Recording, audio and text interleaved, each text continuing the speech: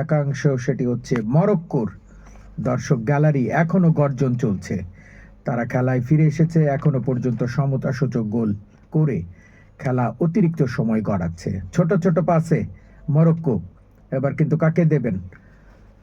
বোয়াদ্দি বাম প্রান্ত দিয়ে দিলেন সালেউদ্দিন, ফ্রেশ লেগ হিসেবে একটু আগে তিনি মাঠে নেমেছেন। এবার কিন্তু ব্যাক পাস করে দিলেন গোলরক্ষক ইয়াসিন বুনো।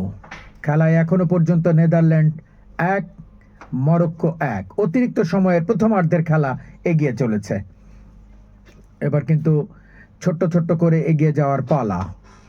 ইসা দিও কাকে দেবেন? মাঝমাঠ পেরিয়ে প্রতিপক্ষের সীমানায় ঢুকে পড়লেও একটু স্লো করেই আবারও ব্যাক পাস করে দিলেন আশরাফ হাকিমি। তার নিয়ন্ত্রণে রেখে তিনি দেখছেন আরও একটু ডান প্রান্ত দিয়ে দিলেন স্কোয়ার পাস। সেখান থেকে কিন্তু দলীয় গোলরক্ষক তাকেই দেয়া হলো। গোলরক্ষক কিন্তু একেবারে নিজের জায়গা ছেড়ে রক্ষণ ভাগ যেখানে দাঁড়িয়ে থাকে সেখান থেকে বলে থ্রুটা বাড়ালেন জার্সি নাম্বার 3 নুসাইর মাজুইউরি।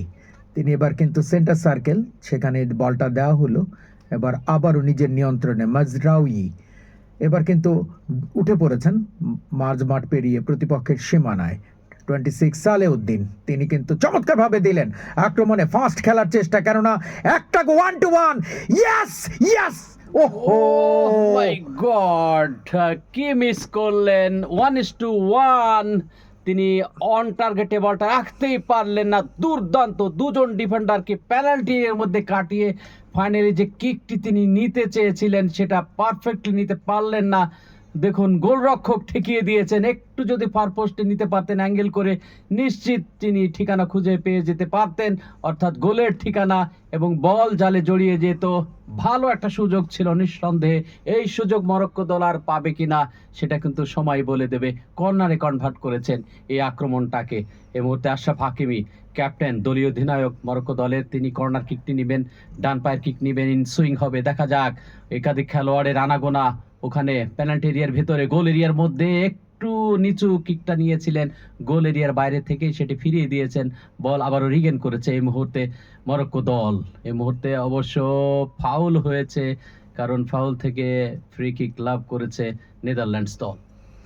এবং চমৎকার একটা আক্রমণ নৎসাৎ করে দিল। দর্শকদের আফসোস তো অবশ্যই। ফ্রেশ লেগ হিসেবে মাঠে নামা জার্সি নাম্বার 9 তিনি আফসোসটা করবেন। অবিশ্বাসের চোখে তাকিয়ে রইলেন যে এই গোলটা তিনি কিভাবে মিস করলেন। নতুবা কিন্তু এগিয়ে যাওয়ার সুযোগ ছিল। সমতাসূচক এখনও যে গোল সেটি কিন্তু বলবৎ রইল। 97 মিনিট পেরিয়ে 98 মিনিটে খেলা গড়ালো। এখন নিজেদের অর্ধ থেকে নেদারল্যান্ডস এবার কিন্তু ডান প্রান্ত দিয়ে এখনো পর্যন্ত নিজেদের অর্ধে রইল।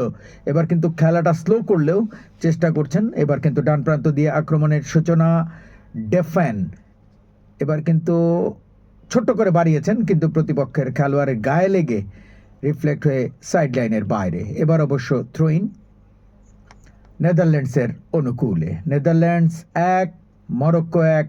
অতিরিক্ত সময়ের খেলা কিন্তু মাঠে গড়াচ্ছে। থ্রোইনের মাধ্যমে কিন্তু খেলাটা শুরু হয়ে গেল। এবার কিন্তু আক্রমণে নেদারল্যান্ড চমৎকার থ্রুটা বাড়িয়েছেন নিজেদের অর্ধে, প্রতিপক্ষের অর্ধে থেকে ভুল পাস। এবার কিন্তু কেড়ে নেওয়া হলো। বিদ্যুৎ গতিতে বলটা নিয়ে যদি দিতে পারেন, দিয়েছেন বটে, বলে রিসিভটা নিতে পারেন কিনা।